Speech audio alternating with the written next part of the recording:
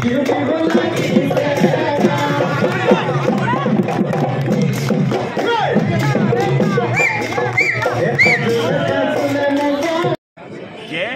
দিল্লীত আম আদমি পাৰ্টিয়ে ঘোষণা কৰিছিলে যে ২,৫০০ টকা মহিলাক দিব, কংগ্ৰেছেও ঘোষণা কৰিছিলে ২,৫০০ টকা মহিলাক দিব, আৰু বিজেপিয়েও ঘোষণা কৰিছিলে ২,৫০০ টকা মহিলাক দিব।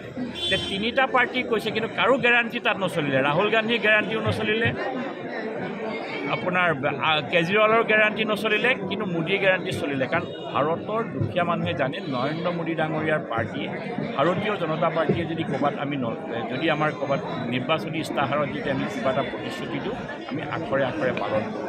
সেই ভৰসাই আজি দিল্লীৰ এই ৰাজনীতিক আজি যিটো সমীকৰণ তাৰে আম আদমি পাৰ্টি যি সুৰা কেলেংকাৰী আছিলে তাৰ প্ৰভাৱ পৰিল বুলি ভাবে নেকি এইবাৰ?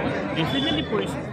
কাৰণ আপুনি জানে যে কেজৰিৱাল কোনটো ৰাজনীতিক বেছৰ পৰা আহিছে। কেজৰিৱালে এণ্টি কৰাপশ্যন, তেওঁ একেলগে আন্না হাজাৰেৰ লগত বহি পেলাই তেওঁ সত্যাগ্ৰহ কৰি পেলাই তেওঁ দিল্লীত এণ্টি কৰাপশ্যন কৰিম বুলি তেওঁ কৰাপশ্যনৰ এগেইনষ্টত কৈ অহা মানুহ এজনে তেওঁ যদি সুৰা কেলেংকাৰী এজন মুখ্যমন্ত্ৰী যদি জেললৈ যাবলগীয়া হয়, তাতকৈ আৰু ডাঙৰ লাজৰ কথা কি আছে? ভাৰতবৰ্ষৰ ৰাইজেও গম পাইছে, আৰু দিল্লীৰ ৰাইজ আৰু ইণ্টেলিজেণ্ট। সেইকাৰণে একেভাৱে যে আঞ্চলিকতা আছিল আমি আশাও কৰা নাছিলোঁ। 10 বছৰৰ পিছত তেখেত নিজে মুখ্যমন্ত্ৰী হোৱাৰ পিছত তেখেতে আজি হাৰিলে, গতিকে তেওঁৰ এই যি হাৰ, সেই তাৰ প্ৰভাৱ এইবাৰ আমাৰ অসমতো পৰিব বুলি ভাবে নাই? আমাকতো এনেই আপটো ইয়াত একাউণ্টেই খোলা নাই, আপেতো ইয়াত একাউণ্টেই খোলা নাই, আৰু একাউণ্টটো খুলিবলৈ বাদ দিয়ক, ইয়াত অৰ্গেনাইজেশ্যনো কৰে। আপৰ যিকেইজনে এতিয়া ইয়াত অৰ্গেনাইজেশ্যন কৰি আছিলে তেওঁলোকে এতিয়া কি কৰিব তেওঁলোকৰ কথা। এতিয়া আপোনালোকৰ মূল বিৰোধী কাক বুলি ভাবে? আমিতো অসমত বিৰোধী মই দেখা নাপাওঁ দূৰলৈ, আপোনালোকে গম পাব কোন বিৰোধী, কিন্তু মইতো দেখা নাই এতিয়ালৈকে।